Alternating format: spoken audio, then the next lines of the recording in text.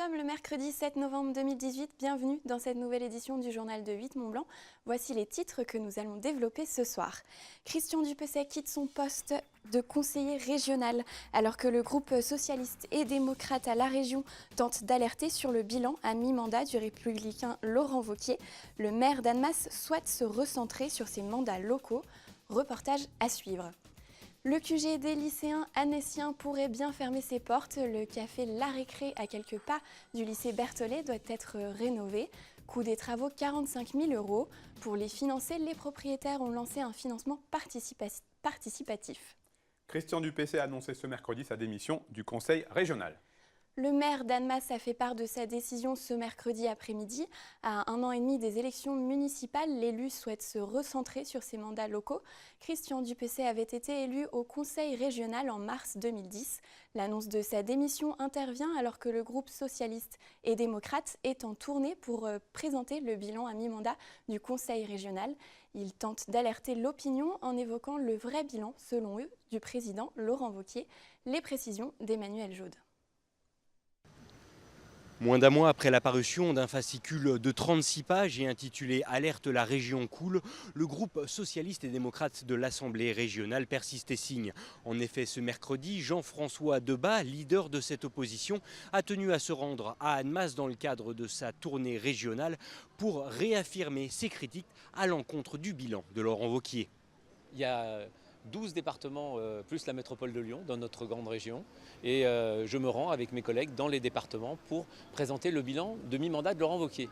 Et ce bilan n'est pas fameux parce que Laurent Wauquiez nous parle d'une chose, des économies budgétaires qu'il a réalisées. Ce que nous constatons, c'est que la région est au ralenti. Les économies budgétaires, pour la moitié, c'est la baisse des aides aux chômeurs, à la formation des chômeurs. La moitié, ceux qui payent la facture, ce sont les chômeurs de longue durée de notre région. 40%, ce sont les associations, les communes, les acteurs du territoire qui n'ont plus de subventions. Et puis pour moins de 10%, ce sont les frais administratifs de la région. Une réunion au cours de laquelle Christian Dupessay, maire d'Annemasse, a également annoncé officiellement sa démission du conseil régional. Une démission qui, selon l'élu, lui permettra en un premier temps de se recentrer sur ses mandats locaux à peine 1 an et demi des prochaines élections municipales. Lors de l'élection de 2015, je m'étais engagé je conduisais la liste départementale dans l'équipe de Jean-Jacques Herrane et je m'étais engagé à démissionner à mi-mandat pour laisser la place à de nouveau ceux qui seront à même de mener la bataille pour reconquérir la région en 2021. Donc ma première raison, c'est que je tiens mes engagements et que je salue l'arrivée à la région de Jean-Baptiste Beau, qui, bien connu dans le Chablais, et qui sera donc conseiller régional dès le mois de décembre. Autant je quitte la région avec du regret par rapport à ce que j'ai pu faire dans le mandat précédent aux côtés de Jean-Jacques Herrane, autant je ne regretterai pas le président actuel. La conjoncture de cette démission est bien entendu très liée à l'exaspération de l'opposition au sein du conseil régional qui entend ainsi continuer d'alerter l'opinion publique sur son discours et ses critiques vis-à-vis de Laurent Wauquiez. La station de Val Thorens accueillera le 27 juillet prochain l'avant-dernière étape du Tour de France. Quelques jours plus tôt, le 21, la traditionnelle étape du Tour sera ouverte aux amateurs. Alors que les premiers dossards s'étaient arrachés en une demi-journée, un record, la station met à disposition 300 nouveaux dossards pour participer à cette étape. Près de 15 000 cyclistes pourront ainsi s'affronter sur le même parcours que les coureurs du Tour entre Albertville et Val Thorens. Le comité régional Auvergne-Rhône-Alpes d'Action Logement tenait sa première convention ce mercredi matin à l'Imperial Palace d'Annecy. Pour ce premier rendez-vous, la thématique choisie concernait le logement des salariés saisonniers. Plusieurs acteurs économiques ont participé à cette table ronde pour faire le point sur la situation actuelle. En parallèle de cette rencontre, une convention mettant en place des dispositifs financés par Action Logement dans l'agglomération annécienne a été signée. On écoute quelques réactions au micro de Sébastien Germain. C'est une convention cadre entre Action Logement et le Grand Annecy pour développer ensemble des opérations partenariales qui vont permettre de répondre aux besoins des salariés, des entreprises en matière de logement, logement locatif, mais aussi accession, logement abordable, logement aider, mais pas toujours. La Haute-Savoie est un département où il manque énormément de logements pour les salariés, où c'est très tendu, où les prix sont très élevés.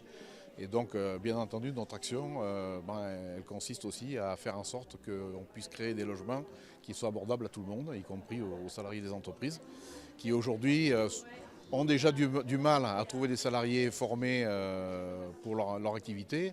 Et quand par hasard, enfin je ne dis pas par hasard, mais quand elles trouvent donc ces salariés, puissent derrière les loger dans des conditions acceptables. Les automnales se poursuivent à Palexpo. Le salon dédié par le passé aux arts ménagers trouve aujourd'hui un nouveau souffle. Pour attirer un large public, la foire multiplie les événements thématiques. Avant de refermer ses portes ce dimanche 11 novembre, le salon accueillera un grand rassemblement cosplay et un concours canin international. Plus de 150 000 visiteurs sont attendus pour cette édition. Jean-Paul Crespi s'est promené à leur côté dans les allées des stands. Reportage. 10e édition des Automnales est une véritable mosaïque d'événements tous plus insolites les uns que les autres. Car ce rendez-vous traditionnel doit année après année se réinventer pour tenter de fidéliser ses publics. Art ménager, salon du nautisme, de la montagne, du mouvement, du design ou encore expositions féline et canine, les Automnales ne se résument plus aujourd'hui à des expositions de robots ménagers ou des canapés en cuir. Une diversité souhaitée qui séduit également les 600 exposants. C'est un rendez-vous surtout pour se divertir. Notre but, c'est qu'on rentre aux Automnales, on en sort au bout de 4 heures, 5 heures. On s'est restauré dans des nouveaux restaurants, car chaque année, on change nos restaurants aussi. On a vu les dernières tendances d'un stand de meubles. Et puis au bout de 5 heures, on a vu beaucoup de choses, on a rencontré des gens. Et puis, voilà, ce qu'on ne peut pas faire sur Internet, par exemple, parce que notre ordinateur ne nous parle pas. Nous avons un taux de fréquentation. Nous avons des enquêtes de satisfaction visiteurs qui nous montrent que les visiteurs reviennent jusqu'à 3 fois durant les Automnales. Alors que si nous ne faisions que des halles statiques, le visiteur fait son tour, mais ensuite ne revient peut-être pas spécialement. Hôte d'honneur de cette 10e édition, la Fête des Vignerons 2019. Cette fête, inscrite au patrimoine mondial culturel immatériel de l'UNESCO, ne peut avoir lieu que 5 fois par siècle. Organisée par la confrérie des Vignerons de Vevey, la dernière fête des Vignerons a eu lieu en 1999. C'est l'hymne, une célébration au travail du vigneron tâcheron, comme on dit dans le canton de Vaud. Donc c'est vraiment le travailleur. Mais la fête, qui était d'abord une parade, un cortège, est devenue graduellement un peu plus importante. On a fait des arènes, une petite arène, 5 000 places, 10 000 places, 15 000. Les dernières, en 77 et 99, ont eu 15 000 personnes. Et pour rester dans la tradition, rien de mieux qu'une pause gourmande pour découvrir ou redécouvrir certaines spécialités de la région, comme la longeole, cette saucisse composée de viande de porc et de fenouil, une spécialité du canton de Genève. Plus de 150 000 visiteurs sont attendus cette année à Palexpo, aux Automnales. Le café préféré des lycéens de Berthollet pourrait fermer ses portes. Et oui, pour éviter de mettre la clé sous la porte, le café La Récré, véritable QG des élèves du lycée Berthollet à Annecy, a lancé récemment une cagnotte litchi pour récolter des fonds. Le commerce doit être rénové pour rester conforme aux normes. Les propriétaires doivent réaliser d'importants travaux évalués à 45 000 €. Reportage de Juliette Vincent-Seigné. Il est 10h et au café La Récré en face du lycée Berthollet, c'est la course. Derrière le comptoir, Corinne et Marie s'activent. Elles ont l'habitude, pendant les 10 minutes de la récréation, il faut être rapide pour servir les gourmands. Ici, c'est le QG des élèves. Ils viennent chercher leurs cookies, leur café ou encore leurs petites brochettes de beignets. Nous, on vient souvent ici à la récré de 10h, donc souvent après les cours, c'est un endroit de détente, parce que les cours c'est un peu énervant, et venir ici manger un truc, déjà ça remonte un peu le moral. Et surtout, ce que j'aime d'ici, moi, c'est la salle qui est là-haut. Souvent, à des moments à midi, on monte là pour réviser des cours et grignoter un truc. Ça remonte le moral et en plus, ça permet de réviser calmement. Il y a une ambiance vraiment exceptionnelle avec les jeunes. Je n'ai jamais connu ça ailleurs. Même moi, quand j'étais au lycée très jeune, j'ai connu des bars ou des choses comme ça, mais une ambiance comme ça, c'est formidable. Et en plus, avec toute la restauration rapide fait maison, une patronne très sympathique, tout va bien. La patronne Corinne, qui a repris le commerce en 2012 avec sa fille Linda, adore ce contact avec les jeunes. Elle prend soin de ses petits-enfants, comme elle les surnomme.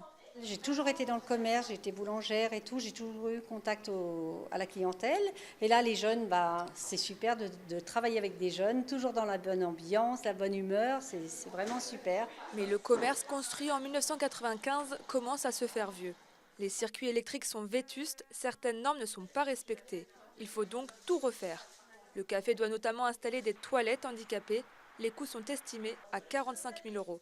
Une somme énorme qui menace le café de fermeture. À chaque récré, il y a tous les lycéens qui viennent ici.